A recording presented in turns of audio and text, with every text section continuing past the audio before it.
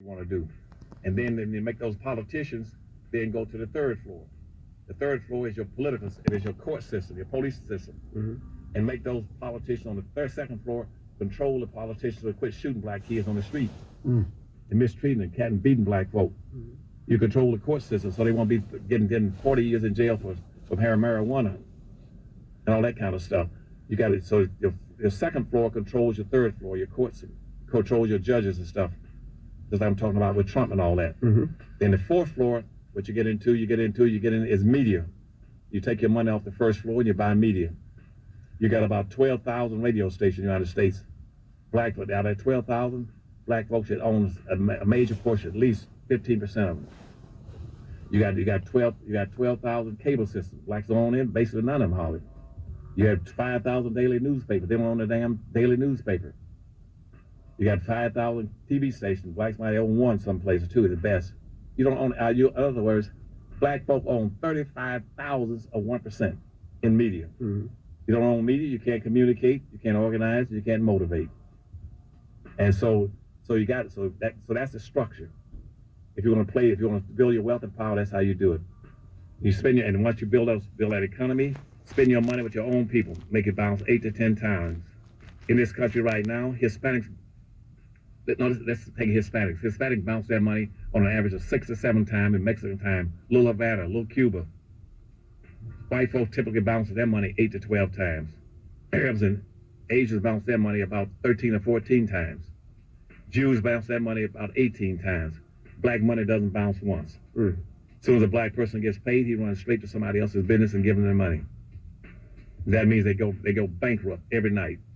Every black neighborhood goes bankrupt every night at 7 o'clock, stays bankrupt until the next morning. They don't own any damn businesses.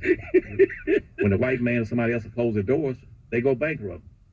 Well, we overcome and we're progressing. Wait, where's the progress? Oh, someplace. Well, we got social progress.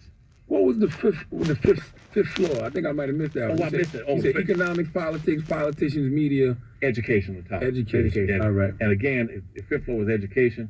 And here again, and based on my collective experiences, I got 6 college degrees and been in all levels of government, from the highest to the lowest, international politics, head of trade missions of third world countries. I said, black folks should understand, education is the last thing. Education is a tool, just like a hammer and a saw. But you got to have an economy to be able to use it. That's why these black kids go get a damn degree. They can't get a job in the black community. They got to go back to a white community, somebody else's community, to somebody else's business, and ask for a job. And once you do that, white people place the value on what your education is worth.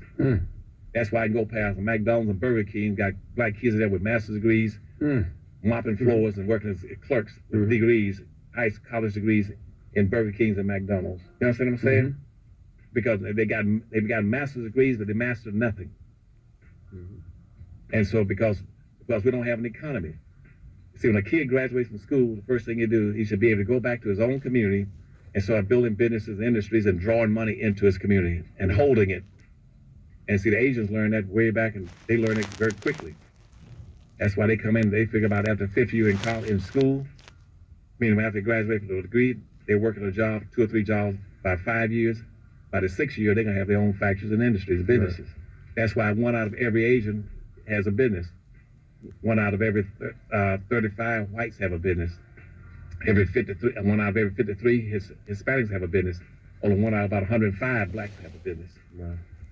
Man, well, we appreciate you joining us in this great conversation. Man, listen, Dr. Clark got all of this work if you need it. Okay? That's right. Black labor, white wealth, more dirty little secrets. Sure. Get the camera on this. We got it. Dirty little secrets. We got the camera on. Black reader. Oh, you got it already? Power right here. If you want to get more from Dr. Claude Anderson, he got plenty of information to give you. And see, what I want on those books, I wrote those books for a very specific reason, that I need help from you all. I can't get them into the school system. Really? Yeah, because every state has a book selection committee. It's all white. And whites are basically homicidal, not suicidal. They ain't gonna put it into my book. They don't kill itself. That ain't kill it. Yeah. We would tell blacks how to practice group economics. Yeah. And so, even in the black college campus, you're going to, guess who? Barnes & Noble have all the bookstores on the black college campus is owned by whites. Book selection committee is all whites. I go out in Alabama, there's a doctor answer, we love you, but we only got one black book in the whole state of in our state of Alabama. The Bible. Yeah, there's one book, but only one copy of that. In all the damn universities, can only get one in.